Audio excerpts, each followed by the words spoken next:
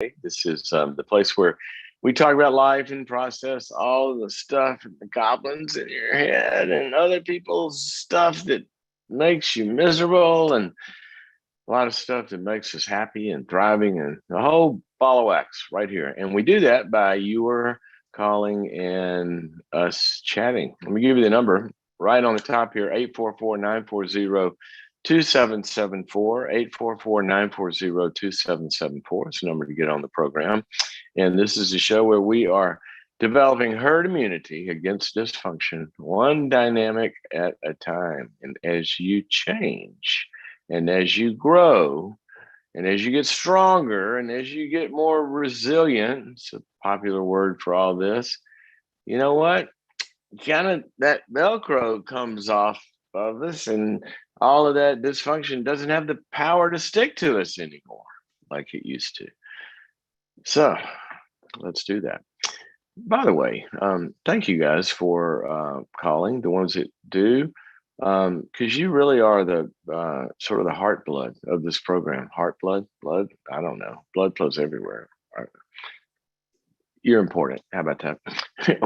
we get what we talk about from you, and to put your lives out there and your issues out there so everybody can learn and be fellow journeyers.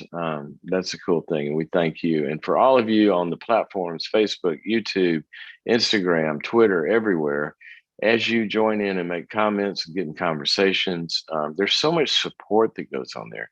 So if you hadn't logged on, and looked at all that, then you might find some real experience because we have a very wise audience and a bunch of them have been through a bunch of stuff, and it's really worthwhile. And we thank you, the ones that do that and share your wisdom and share your thoughts and share your feedback. Your feedback's important to us, so do that as well. Okay, before we get into thought for the day, oh, by the way, you can listen to the program as a podcast. We load it on on the boundaries.me podcast, wherever you get your podcasts. Just go there, and when you're exercising and when you're driving and commuting and sitting around or whatever it is you do, then you can listen to it there as well and share it with your friends, because we build an audience here that's kind of significant enough to, because the program takes a lot of effort from a lot of people, and so we need to build an audience to kind of make sure we're doing something helpful. All righty, 844-940-2774. One quick announcement. The marriage event, the 2-hour live marriage webinar, is coming up tomorrow evening. So sign up by going to boundaries.me/marriage. It's going to be 2 hours live right here, you and me. And I'm going to be talking about how we make marriages better, all the way from really painful situations all the way to good ones and even improving them. It's called the marriage equation, because certain things equal this. And if certain things are going on in a relationship, it's going to equal certain other things. How does the equation go? Does it come to pain, or does it come to what's the opposite? Thriving and bliss and joy and all that kind of stuff. Well, it depends on what we're doing. And so how do you change it? Even if only one person wants to change it, what's the leverage that you might have in your marriage just as one of the two people? Sometimes the other person doesn't want to change. And then people don't know that sometimes if the other person makes some changes, it changes the physics of it. And so then change can come about, even with resistant people sometimes. So boundaries.me/marriage to sign up. And I'm going to have to ask the team to chime in here. The event is tomorrow night. So, you don't have to be there live, but you have to sign up for it, for the live event, and then you can stream it at your leisure. But guys, when is the registration stop for that? Albie, if you could send me the answer to that, because it's not going to be probably right up to the last minute, I'm sure. Yeah, I'm finding out about that. Okay, so let me hop in to the thought for the day. I was looking or going through one of my practices that I do that for those of you who are interested in, different ways of faith development and all of that, one of the things I do, my kind of daily practice is I read in the scriptures, I read something from the Old Testament, kind of go through it chronologically, or directly, and whatever chapters I'm on there, and I'll read something from there, and then I go to the Psalms, and I read a Psalm, and then I go to the book of Proverbs, and then I go to the New Testament. And so then I take notes on all that and kind of, pray through it as it applies to me. And that's one of the ways that I find important for, spiritual development. But here's the point. The way I do Proverbs is I just do it by the day of the month. So today is what is today? I should have this in my say the 20th, no, 18th. Okay, so what that means is that today I was in Proverbs 18 and I read that chapter. And so I came across a verse this morning that I wanted to share with you as our thought for the day. Whether or not you're a person of faith, this proverb is going to speak to you. And here's what it says. It was, is it 25, 24? I was in the wrong chapter. Oh, well, there we go. But here's what it says. It doesn't matter. Here's what it says. Are you ready for this? He who has unreliable friends soon comes to ruin.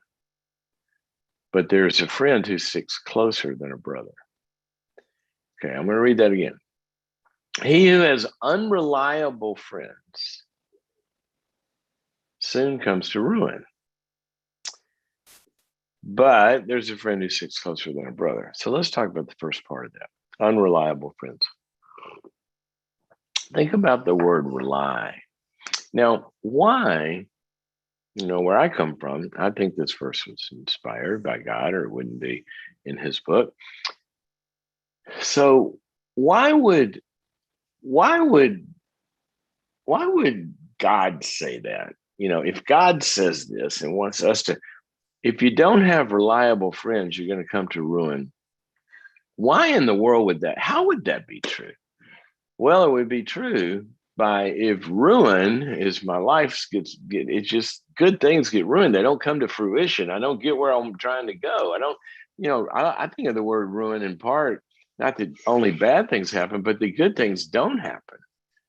So I had this great chance and it got ruined, and my potential, and it got ruined by dysfunction and all this kind of stuff.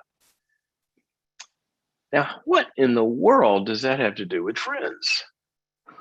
Well, a lot, says all of the empirical research that we know about thriving and succeeding.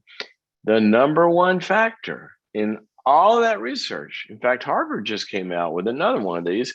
They followed people for 75 years to find out the people that are doing well in life. Now, I'm not talking about catastrophes hitting you, illnesses and stuff like that. Bad things happen to good people. That's another topic one day. That's not what I'm talking about. I'm talking about in the course of people's path, and they're thriving, and that means, becoming fruitful and fulfilled. And, financially, it doesn't mean everybody's wealthy, but kind of like, like they manage that part of their lives well and are good stewards of all of that. And they have good family relationships and extended family and all this kind of stuff. How does that happen? Well, here's what 75 years of data came to. The number one factor is the quality of your close relationships, meaning who your friends are. Okay, that's huge. I mean, some people say, oh, they did this whole study in this group and that group. And, they looked at them over the course of 6 months. And we're talking 75 years. Longitudinal studies. Here's what else we know. The quality of your support system in your community affects your finances, even your immune system, how much you get sick and don't, how well you recover when you do get sick, whether or not you get sick, your level of happiness, your level of fulfillment, your level of learning. It is across the board exactly what this verse says. Exactly what it says. So if we have unreliable friends, what does that mean? It means that we can't rely on them for the things that create thriving. Now, here's what we can rely on unreliable friends for: the things that aren't going to be injurious if you don't get them. I have got some real crazy, unreliable friends, but that's not all of them. I mean, you want a few crazies, who's going to make everybody else laugh at the party? I mean, I love my dysfunctional friends, but they're not the ones that in my dark night of the soul that I'm going to call to depend on. And not only the dark night of the soul, but depending on them so you don't get to the dark night of the soul. So I'm going to give you a couple of little things to think about here in your list of friends. I'm not telling you to go get rid of your friends. What I am telling you is the key kernel of what this verse says, of who you are going to rely upon for your life. Who's going to pour life into you? And what the scriptures say and what the research says is that when God is our friend and we are depending on him to pour life into us, which he does directly, and he says, if you abide in me, then you're going to be fruitful. And he says, but not only that relationship, but these relationships around us, he wants us to find reliable people to rely on. So you can have unreliable people in your life. Just don't rely on them for the stuff that's going to bring you life and healing and all of that kind of stuff. Now, let me give you a few categories. Number one, transformational moments of connectedness. In other words, when you are in a particular state like loneliness or fear or confusion or, despondency or whatever that is, then we need to be able to rely on certain friends that when we go to them, there's going to be a transformational moment of connectedness where we're transformed from lonely to feeling not alone anymore, where we're transformed from afraid to, having some kind of security with us. So we get encouraged. Courage gets put into us, where we feel weak and somebody's strong. One of my favorite verses in 1 Thessalonians says, help the weak, heal the brokenhearted, admonish the unruly or confront the unruly, but be patient with everybody. So I want friends. This is a noisy place today, Finley. Like, she's way on the other side of the house and I can't tell her to be quiet. Sorry about that. That's my dog, for those of you who don't know.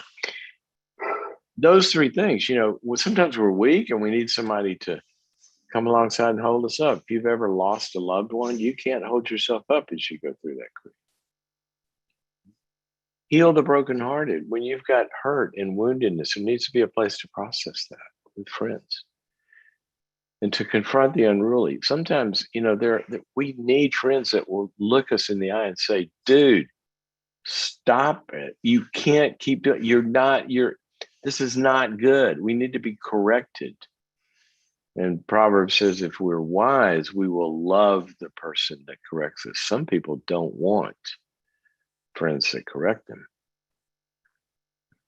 But boy, is that a gift. The wounds of a friend, Proverbs says, the wounds of a friend are better than the kisses of the enemy.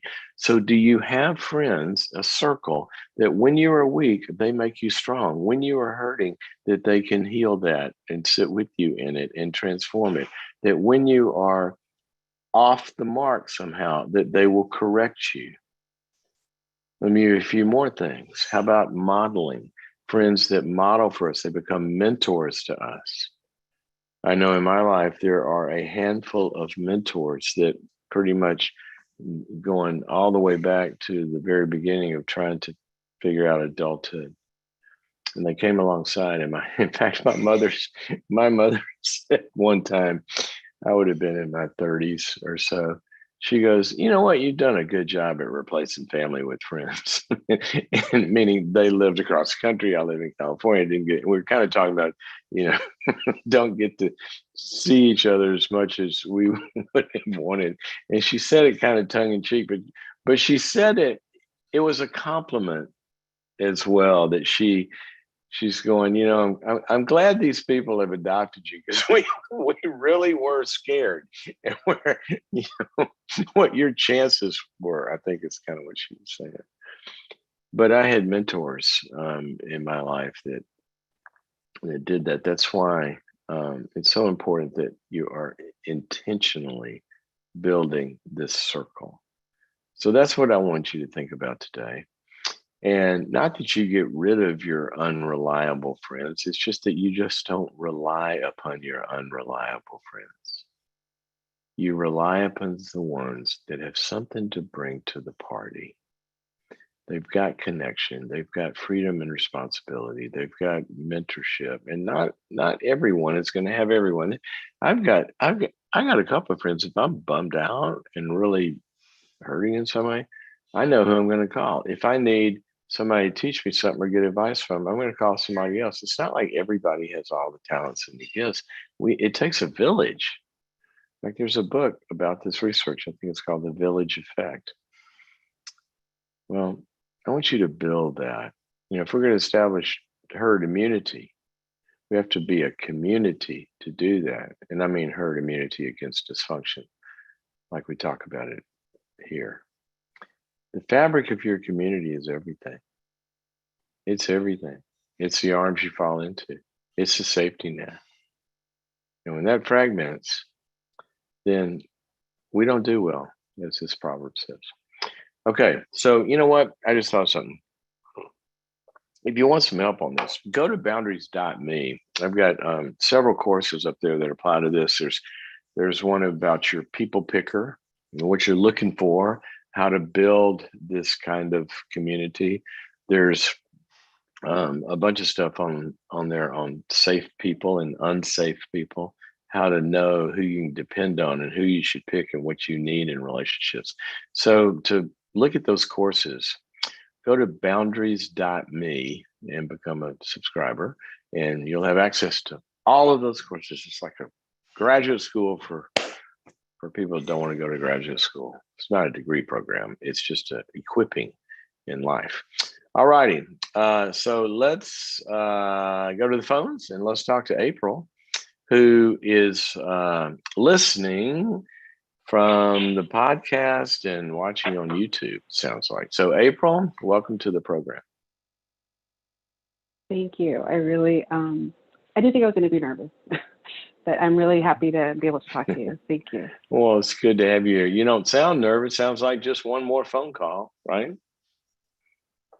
I'm trying to control the nerves, but I can do this. And I'm just really, I know what a privilege it is to talk to you. And I've been waiting for this moment for a while, since I really appreciate it. Well, thank you. Tell me how I can help you. What's going on? So I'm reading one of your books, How People Grow. Awesome book. All of your books are awesome. And I just really praise God that he has given you the wisdom that you have and that you've given your life to him, because I think you're helping many of us. So really so happy that you chose this path. Thank you. So in your book, you were talking about the couple, Stephanie and Rick, I think is what their names. You said, you called them in the book. And when you were talking about her, you described her behavior, if you know what I'm talking about. I don't remember the names because I always make up the names, right? They're fake names of real people. Sure. So just tell me the dynamic, and I'll identify with that. Okay. He was he was in the ministry, and he was dealing with sexual sins, and she was at her wit's end.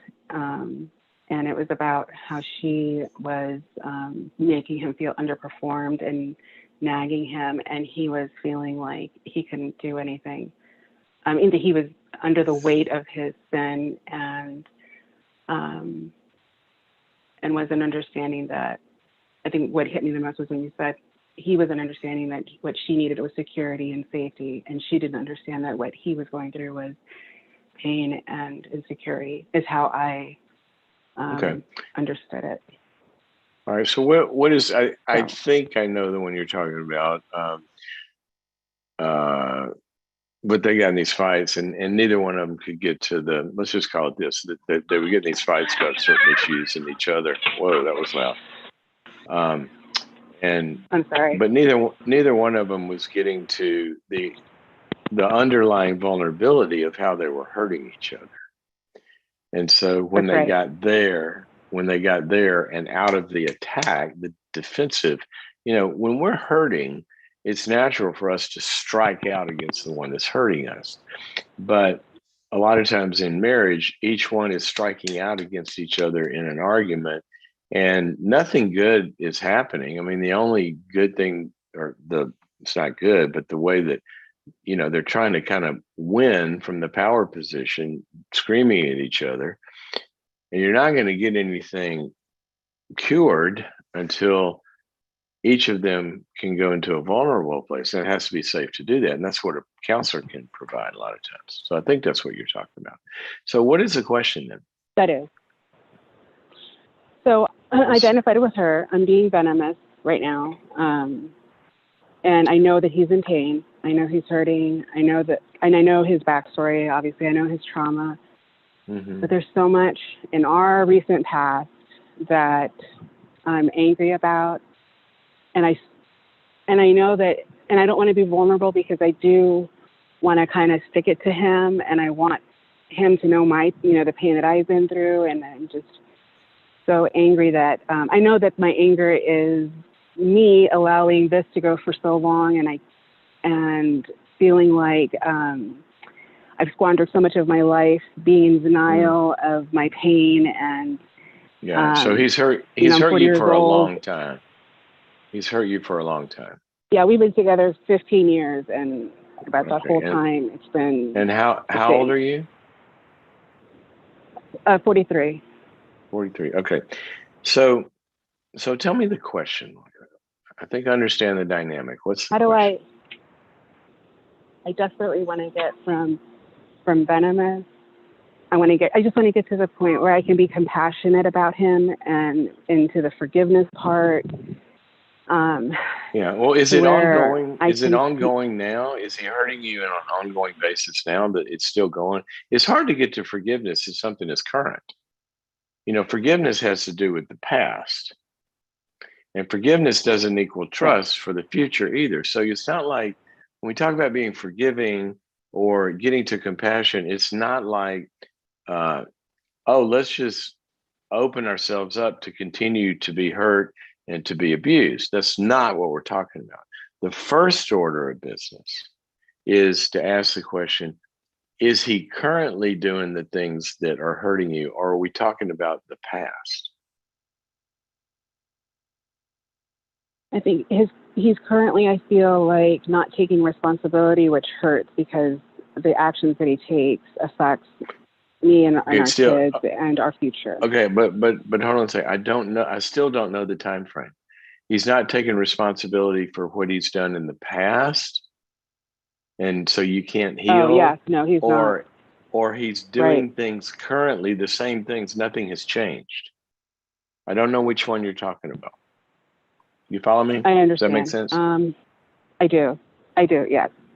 I don't feel like he's taking responsibility for the past. I understand. And that's really hard because I feel like I'm still kind of in the tornado of it all. He hasn't taken responsibility for the past.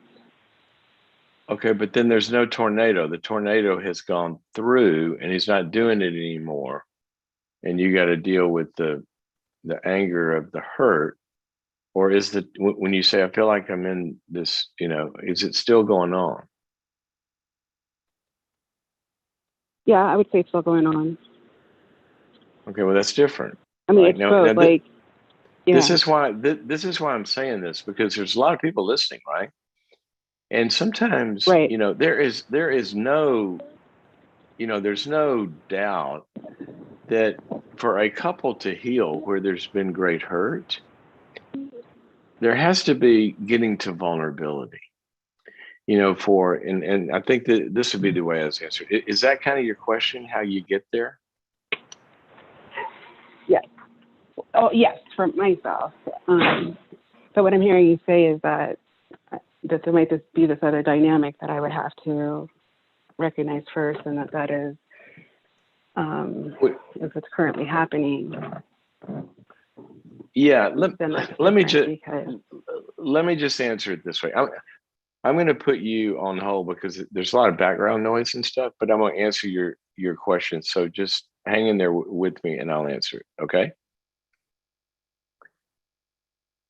Does that work, April? I just put her on hold Okay. so she can hear you. Okay. So April, here's what I was trying to get to, and it's going to answer your question. I think kind of either side of it.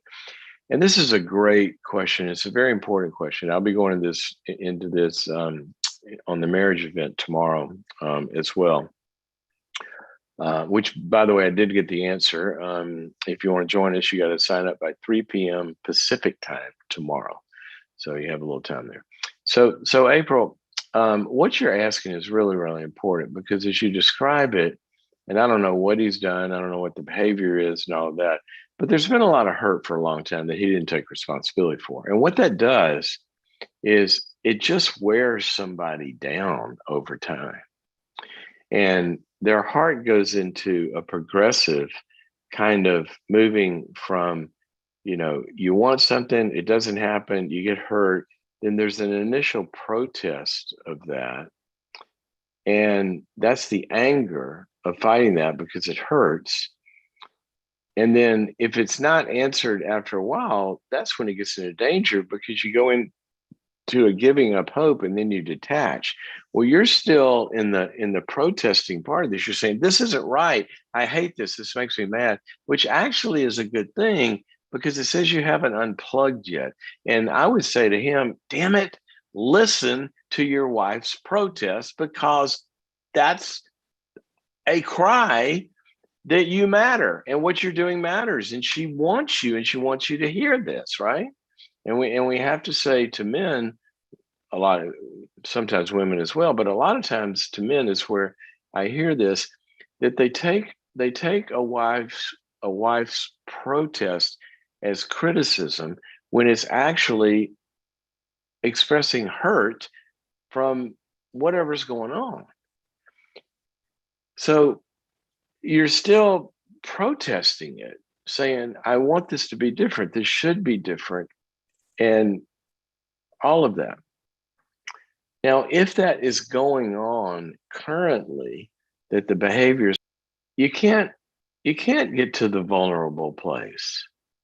It'd be like if you look at, somebody's in a street fight and they're getting beat up and well, they got to have surgery maybe on the broken arm or the black eye or the cut or whatever it is.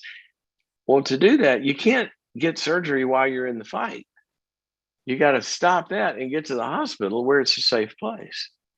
And so what we have to make sure is if somebody's continuing to be hurt, we need to find a safe place where the limits are set by, and usually that's a third party. That's when it gets to this place, a counselor has to be there to say, guys, chill. It's like, the section you read from the book. And you're saying to him, stop it. And we create a safe place where then you can go into, I want to hear from her and I want you to hear from her how your behavior hurts her. And then you can go to a vulnerable place. Now, so that's what I was trying to get at. You might have to have some boundaries and some limits and say things like, let's say the way he hurts you is he screams at you and demeans you and is contemptuous. You might have to say, I can't talk about things with you if you're going to call me names. I can't talk about things with you if you're going to scream at me. I can't talk about things with you if you're going to do it. I'll be glad to talk to you if you stop doing that And if you can't, then the only place we'll talk about this is maybe with the counselor or pastor or somebody that can create the safe place. So I want you to make sure that if it's going on, that you say, I'm really hurting and I haven't gotten a way to communicate with you where you'll listen to my hurt. So I'm going to have to kind of limit. I can't continue to do what's hurting me. That's what a boundary is. And so then we go to creating a consequence in a safe place where then maybe he will begin to hear. So the key to also the flip side of this, if you're getting to compassion for him, is going to mean the same thing, is as long as he's acting out whatever the hurt is underneath that, it's not going to, he's not being vulnerable. It's hard to show compassion to anger or protest, because compassion is shown for vulnerability and weakness. And when somebody's angry, or acting out, then they're not going into the vulnerable space. All the marriage research shows us that building the bond of marriage comes from the couples having a circle where they can go into and be vulnerable and care about and answer each other's vulnerability. So to answer your question, how do you get past that? First thing is to stop the hurt by having some boundaries and limits. Okay. And then if that happens, and he'll come to the table where somebody can help you.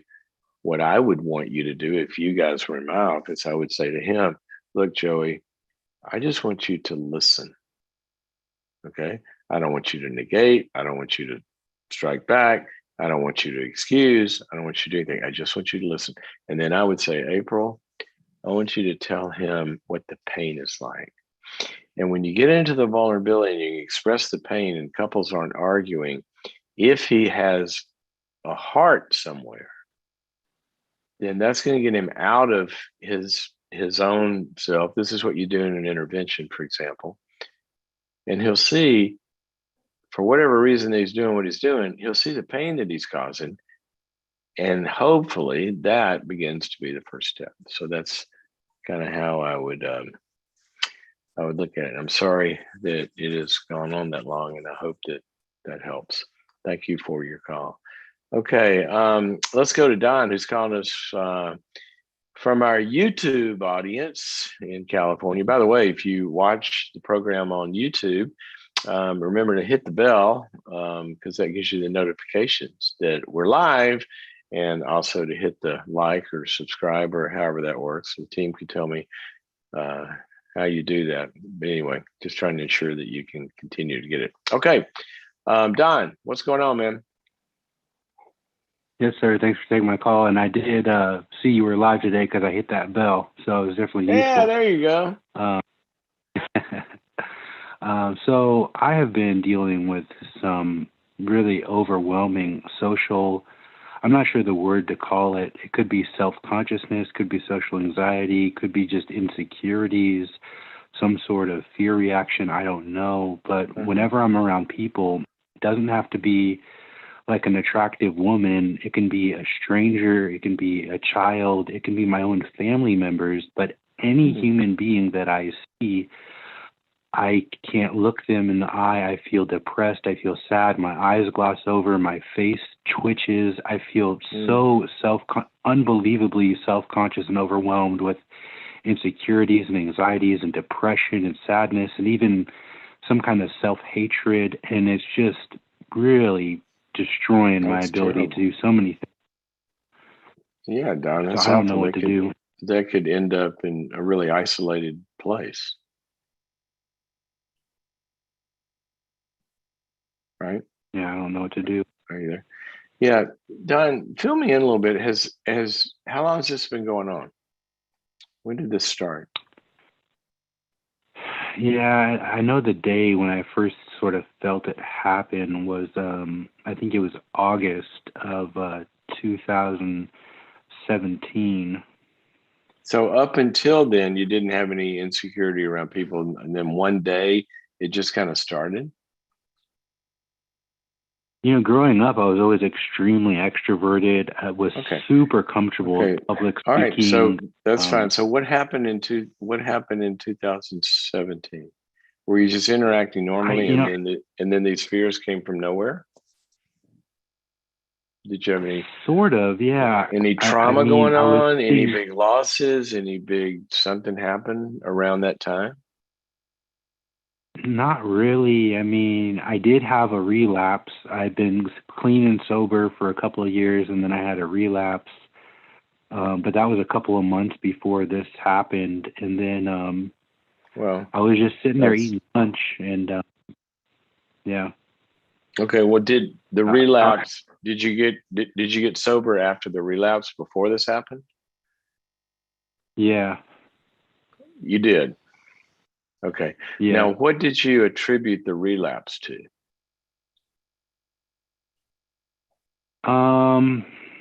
Just lack of self-control, weakness. I'm not sure. Well, usually it's triggered by something, but something might have been going on. Maybe not. Maybe just the proverbial fell off the wagon. That can happen. So here's what have you gotten any help yet? Have you tried to do anything about this? What have you tried? I've tried to do a little bit of virtual counseling through my healthcare provider, but haven't really found a stable counselor yet. I've tried talking with people about it, and I get a little bit of temporary relief here and there, but nothing that seems to stick.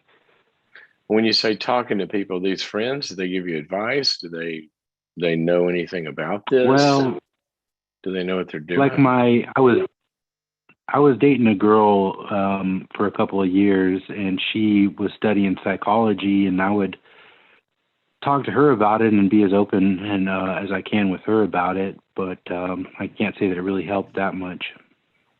Okay. And so no professional counseling, no medicines, no anything. It's really, you've just been suffering alone, it sounds like. Yeah, I guess, yeah, kind of. Okay.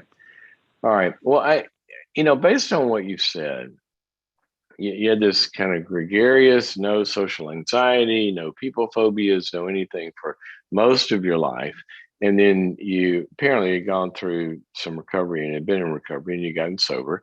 And then you hit this moment where you had a relapse. There's something going on in this time period, right? And then when here's what I want you to possibly go talk about with the good counselor. Or are you still in recovery? Do you go to your meetings? What I did was I went to meetings for a while and was going to church all the time as well, and I just sort of found more benefit from church. So I've been clean and sober now since then. I just sort of use church as my recovery. Okay. Well, let me kind of add to that. Okay. And this will give you a mixture of the two, not taking church away, but I want you to add one more thing. Go online and look up Celebrate Recovery. And that is, it's a recovery group. It came out of Saddleback Church a long time ago. And a lot of people find it really, really helpful. Where people are in recovery for a lot of different stuff, but the faith is built into it in a little more direct way than sometimes like in a normal 12-step recovery program, which are good also. But I would really, really go do that, because that would hit at this at a number of levels. But what I was going to say is when there's a relapse, for whatever reason, probably something's driving that, right? And so then my guess, I'm not going to diagnose you here. I think you need to see a good counselor. I really would encourage you. This is getting to you could get really isolated with this kind of fear. This can be kind of dangerous to your psyche, right? If you can't be around people and you're having all this anxiety, and then you're going to move away from people more and isolate more, then that fuels depression, that fuels relapse. So I want you to stop the isolating program and take the first step of getting plugged in. I would encourage something like Celebrate Recovery, but also back to a professional counselor who understands anxiety disorders, social anxiety, all that kind of stuff, because this would be my guess. Whatever was going on, you started to medicate by drinking again.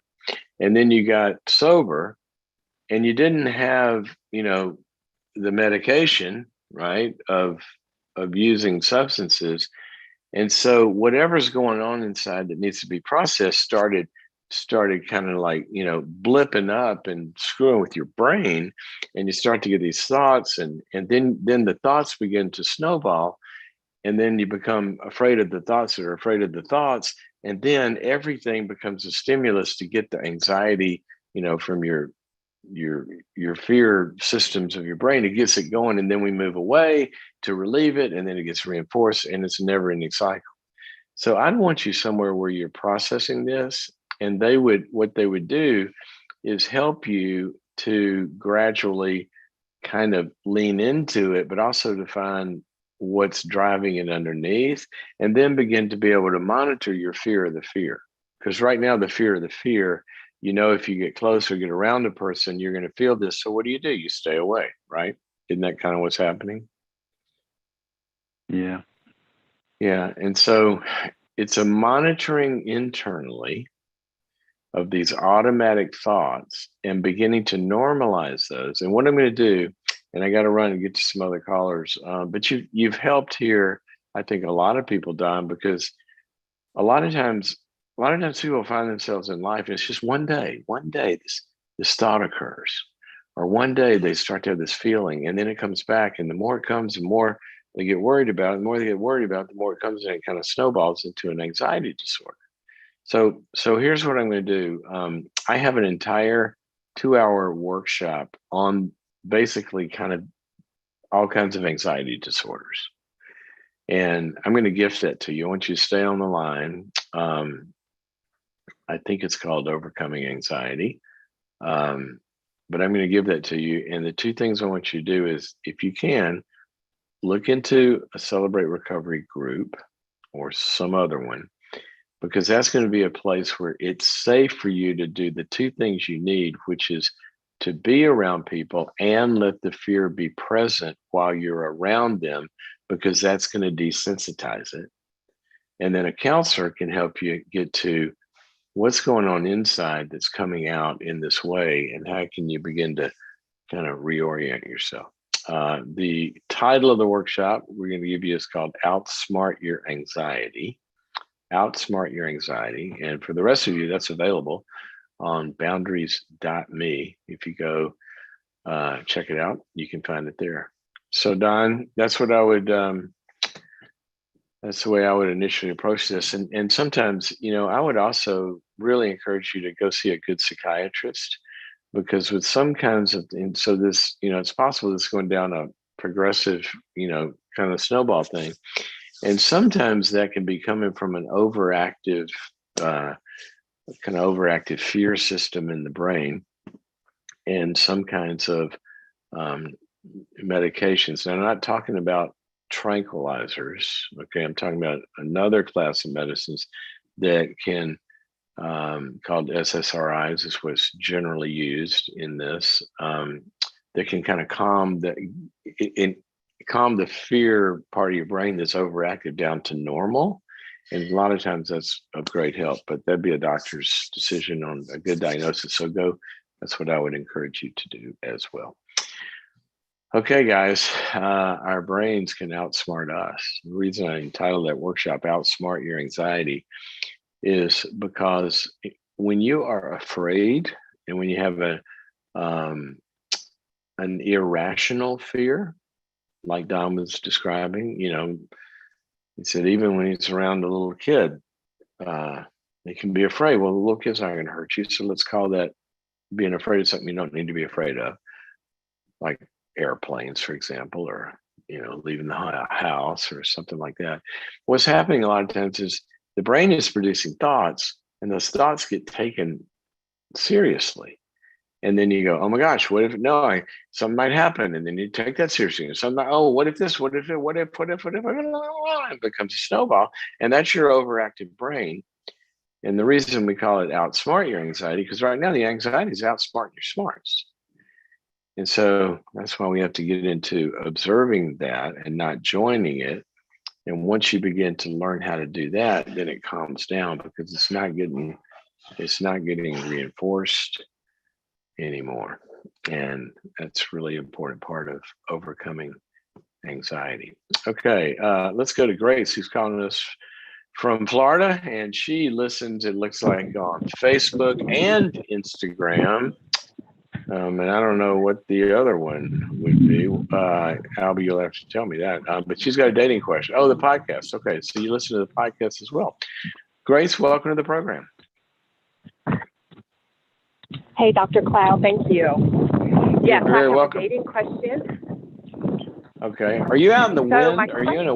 Are you in is, a wind tunnel or something? not anymore. Can you hear me better? Thank you. I can hear you better now. Better? Okay. Super. Okay, so my question is based around my fear of rejection and abandonment. And I'd like to have you help me figure out if it's based in reality or imagination. So what can I do to be more aware of what's really going on inside of me?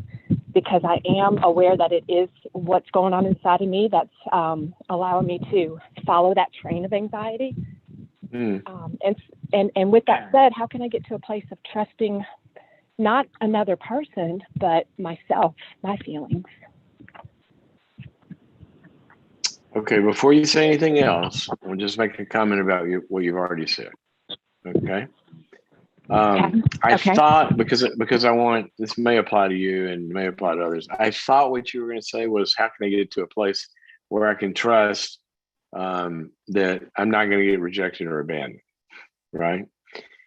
But you ended it in a little better place, because that really wasn't what you were asking. Because actual strength, and is this primarily in a dating context? That's what my screen says. Does this come up in dating? Yes, it does.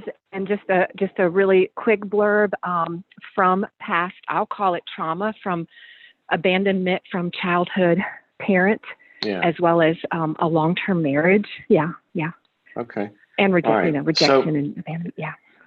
Okay. So when somebody takes that history into dating, then what can happen is, for a number of reasons, it's hard to feel comfortable getting close to somebody because you fear the abandonment, as you said, and the rejection.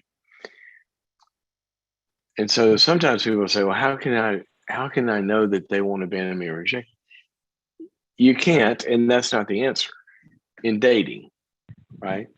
Because dating is about getting abandoned and rejection and rejected.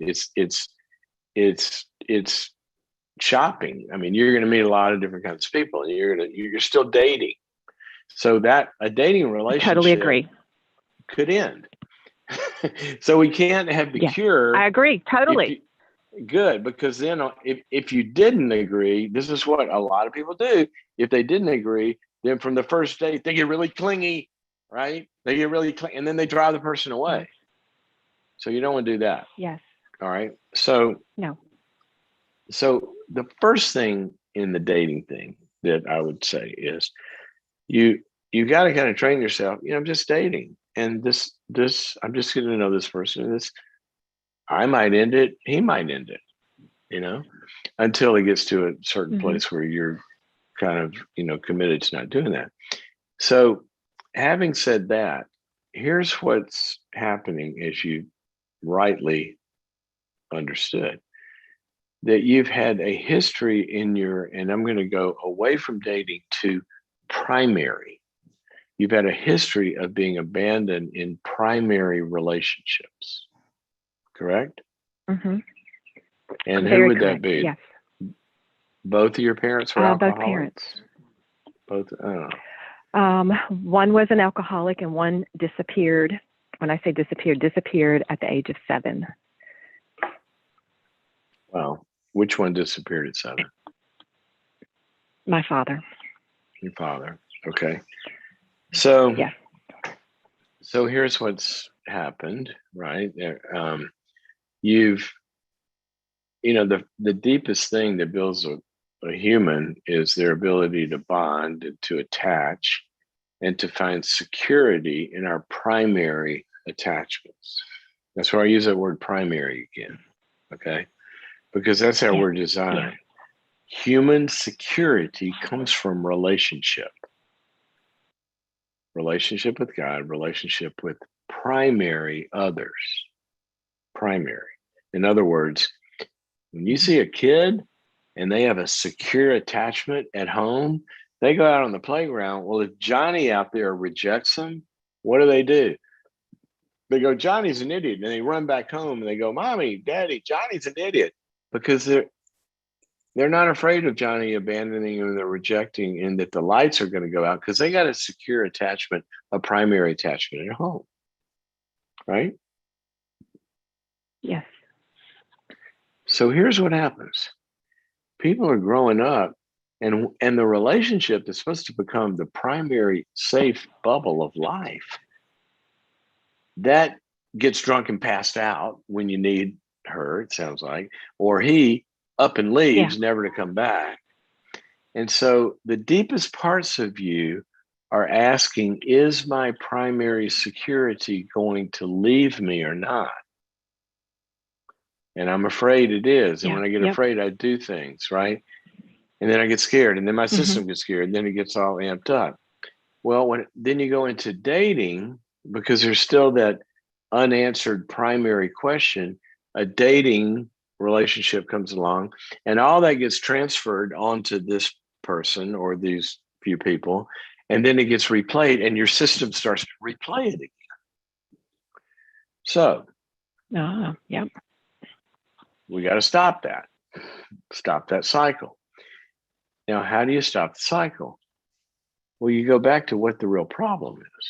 And the real problem is, at a deep level in your soul, you don't feel grounded in some primary security building connections. So if we could roll the clock back and have you be a little baby again and go in there and rattle your parents' brain and say, be there for this child, then we could do that way. But we can't do that, right? So now what we got to do is we got to take the little girl you and put her in some current day primary attachments that aren't at risk for leaving you. And this is why, for example, a good long-term therapeutic relationship is important. This is why, going back to the beginning of the program, when I said a very few close circle of friends that are there for you no matter what, that, as the proverb said, that they stick closer than a brother. And this is where a small group could be. And in that context, then what you've got to do is you've got to bring out all these fears, and you got to talk about them. And as they are there for you in the fear, your system's going to calm down. You're going to get healed. And then when you go out and venture in these other places, when that fear starts to boil up, then you're going to be able to talk to it differently. Because if you get rejected on the playground, you got your peeps back here, and you're going to run to them and cry, and they're going to put you back together. And gradually you're going to get more and more and more and more and more secure. So remember this, a relational woundedness has got to be resolved by a relational cure. And what a lot of people do is they just try to talk themselves out of this. And that's not how it came about, and that's not how it's going to be cured. So that's what I would encourage you to do. And in the meantime, when you're out there, I do want you talking to yourself and saying, when you start to get scared, go, so what if they reject me? It's fine. I'm going to be okay. And depowerize those thoughts, similar to what I was saying to Don. Yeah. And Dr. Cloud, I think I've numbed myself to rejection, so I'm really not afraid of that. I'm afraid of myself making the decision that they are going to reject me unfairly to them because of my fears. Well, you might have numbed it and then you don't feel it, but it's getting to your brain and causing you to have strategic defensive patterns against it. So it might be numb, but it's not dead. right? Okay. Okay. And so that's Yeah. exactly what I just said. I want you to go back into, like, with a therapist and a few people in this, and unnumb it, let it come out, and let yourself be vulnerable and say, I got to tell you guys, I I need you, and I'm afraid if I need you that you're going to leave me. And you let that play out there where they're going to be there for you. But just because you numb Okay. something doesn't mean it goes away. In fact, it hasn't gone away. It's talking to your brain and saying, make sure you reject this person before they reject you. Right? Yeah. Okay. Yes. That is it. That is it. And because even in you saying let yourself become vulnerable, I can feel the sensitivity and the fear. Like, really? I got to do that? I can do that. Well, you know what? If it gets me through it. Yeah. Okay, you feel that fear right now when you talk about it? Yeah, I do. Okay, describe it to me. It's sad. It's very hurtful to my, it makes me feel insecure. Exactly. Or not enough. Now, see, as you're feeling that, we just have a little moment of it here. As you're feeling it, and you're telling me about it, okay, and we're naming it, okay, you start to talk about it. How do you feel? How do you feel right now?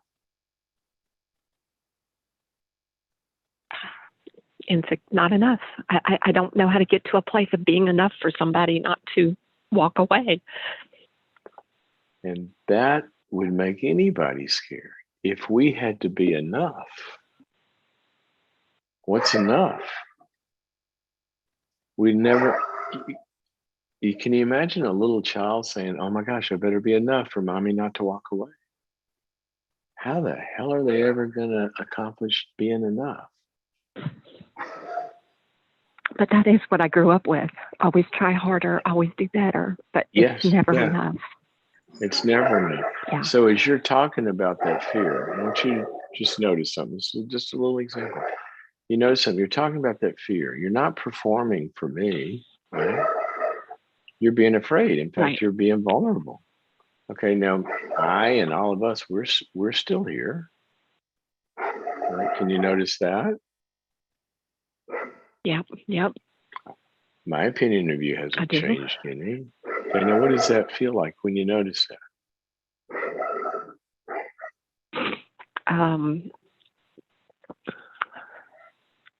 Different. I guess different. Different on a more positive side. Yeah, different. I'm not sure if I know how to label that. You don't have to label it. You're exactly right. And see, this is what happens to children. They develop insecurity when the one they need leaves them. Children their brain asks, what did I do wrong? What can I do better to make that not happen? And there's never an answer to that question. What they need is somebody that's not going to go away. And then what do they start to do? They stop focusing on, am I good enough? And they start noticing, wow, I love you, mommy. You're still there. I love you, daddy. And they don't even say you're still there. The focus is on just enjoying the security of the relationship.